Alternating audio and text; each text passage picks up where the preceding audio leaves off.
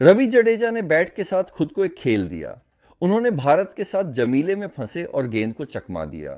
गेंद के साथ बउमा फंसाया, हाइड्रा क्लासेन को गिराया और डेविड मिलर के स्पिन के खिलाफ दौड़ समाप्त किया। दक्षिण अफ्रीका को किया गया था और उसने अभी तक गर्म नहीं हुआ। इस विश्व कप में भारत इतने अच्छे रहे हैं कि उन्होंने जडेजा को संजय मांडरेकर द्वारा एक टुकड़ा खिलाड़ी में बदल दिया। जडेजा बुरा नहीं रहा है। इतने भारतीय खिलाड़ी फॉर्म में हैं कि उन्हें उनकी जरूरत नहीं पड़ी है।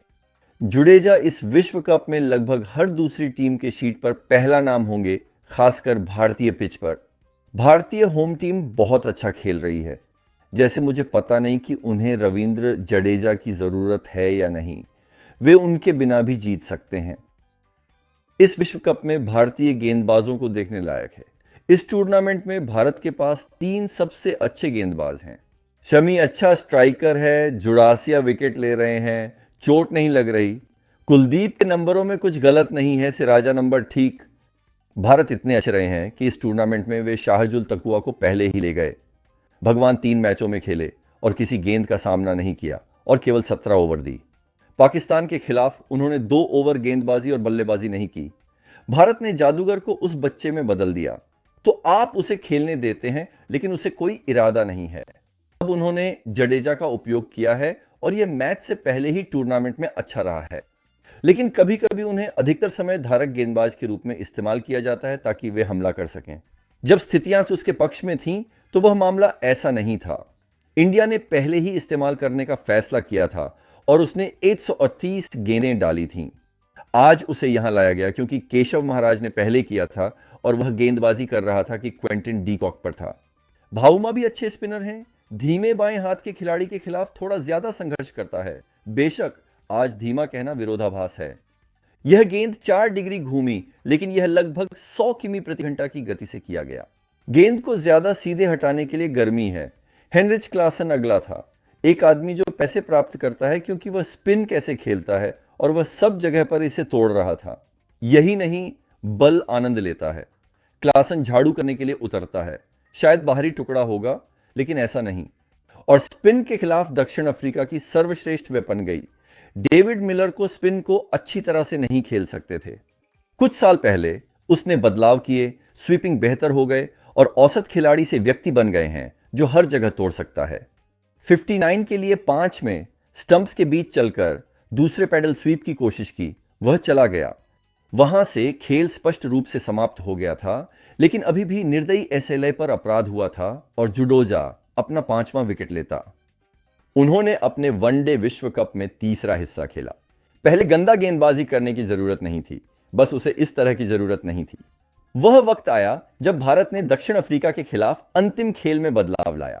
गेंदबाजी के साथ उनका पहला प्रभावी प्रदर्शन था, जो टूर्नामेंट के शुरुआती मैच में भी दिखाया था। भारत की बैटिंग भी अब बहुत दिलचस्प हो गई है। विश्व कप में भारत की औसत टीम सबसे अच्छी है। यह बताने के लिए नहीं है कि 2007 की ऑस्ट्रेलियाई टीम कितनी अच्छी थी। ऑस्ट्रेलियाई टीम ने उस टूर्नामेंट में संख्या 7 पद का उपयोग किया। 11 पारियों में 5 बार बल्लेबाजी करने के लिए संख्या 7 की आवश्यकता थी। अब जब आप प्रति विकेट 60 रन की औसत पर हो रहे हो, तो आपको वास्तव में निचले क्रम की आवश्यकता नहीं होती है।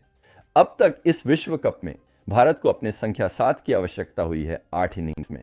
Australia Shane Watson, Andrew Symonds और माइकल क्लार्क का उपयोग करता था, लेकिन जैसे कि जडेजा है, कोई फ्रंटलाइन गेंदबाज नहीं। और वह एक फ्रंटलाइन गेंदबाज होते हैं। उनके पास 7वें स्थान पर सबसे अधिक रन। वह किसी भी वनडे खिलाड़ी के शीर्ष 4 संख्या 7 में है। एक फ्रंटलाइन गेंदबाज स्थितियों में दिल को फाड़ने का क्षमता है। उनकी बैटिंग में पिछले कुछ सालों से संघर्ष हो रहा है। हमने उसे उस समय टेस्ट और T20 में रन बनाते हुए देखा था। उसे वनडे में रन बनाने का मौका मिल सकता है। 4 पारियों में वास्तविक बैटिंग करते हुए उन्होंने 2 नॉट आउट बनाए और तेजी से स्कोर किया। उसकी बैटिंग में बदलाव दिखता है। वह युवा खिलाड़ी से, जिसे मैकग्रेकर ने टुकड़े टुकड़े कहा था, अब वह गेंदों को पैर की ओर मसल सकता है। जब उसे करना पड़ता है, वह सुधार के लिए तत्पर है और किसी चीज को सजा देने में इतना अच्छा है जो 1 मिलीमीटर ऑफलाइन हो। और आप याद रख सकते हैं, वह एक ऑल राउंडर के रूप में फील्ड भी कर सकता है। इस तरह के दुनिया में कुछ खिलाड़ी हैं। टूर्नामेंट में आने के कारण शायद वह सभी राउंडर थे जिन्हें लोग अपनी टीम में चाहते थे। या वह हरिक पंड्या होता या शायद शेखीबाल हसन होता। बुरे हालात में जब हार्दिक घायल था और शाकिब कोई रन नहीं बना रहा था, तब भारत के पास दुनिया के दो सबसे अच्छे ऑलराउंडर थे। शायद सबसे अच्छा ऑलराउंडर का चयन अब जुडेजा और मार्को जानसन के बीच हो गया है।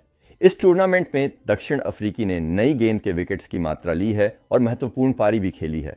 उसके बिना दक्षिण अफ्रीका की स्थिति बहुत खराब होती। वह इतना महत्वपूर्ण रह चुके हैं, जबकि भारत ने हार्दिक के बिना भी जीत जारी रखी है और जबकि जडेजा को हमेशा बैट करने की जरूरत नहीं पड़ी है।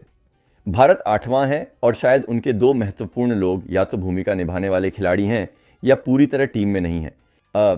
वर्तमान में आप जडेजा को ब्रूस्ड से बदल सकते हैं। भारत फिर भी पॉइंट्स टेबल के शीर्ष पर होगा। भारत ने दिखाया कि अगर आगे बढ़ने की जरूरत हो तो वह निश्चित रूप से करेंगे।